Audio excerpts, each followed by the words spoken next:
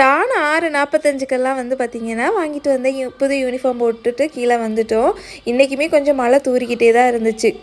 ஏற போனவன் டக்குன்னு வந்து உம்மா கொடுத்துட்டு ஓடிட்டா. இது வந்து ஸ்கூலுக்கு வந்து போக ஆரம்பித்தால அப்போலேருந்து இதை பண்ணுறா.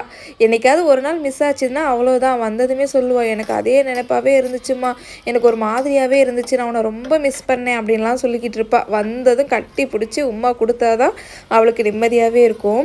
இன்றைக்கும் வந்து பார்த்திங்கன்னா நல்ல மழை, வியாழக்கிழமையுமே சலாலால. அதனால் என்ன பண்ணிட்டேன் அப்படின்னா குக் பண்ணவே தோணலை. சில டைம் வந்து ஒரு மாதிரி கடுப்படிக்கும்ல, கிளைமேட் வந்து டிம்மாக இருந்தால் அந்த மாதிரி இருந்துச்சு. எனக்கு கிச்சனுக்குள்ளே போகவே தோணலை. 12 மணி வரைக்கும் வந்து பார்த்திங்கன்னா எப்படியோ ஓட்டிட்டேன்.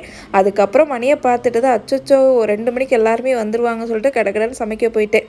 ஃப்ரிட்ஜில் வந்து பார்த்திங்கன்னா கொஞ்சோண்டு ஃபிஷ் இருக்குது, அதை எப்படியாச்சும் காலி பண்ணி ஆகணும் இன்றைக்கி அப்படிங்கிறதுனால தேங்காயெல்லாம் வறுத்து அரைச்சி குழம்பு வச்சுட்டேன். மத்தியானம் லஞ்சுக்கு வந்து சாதம் தான் வேணும்னுலாம் கேட்க மாட்டாங்க. அதனால தோசை ஊற்றி கொடுத்து இன்றைக்கி சமாளிச்சாச்சு.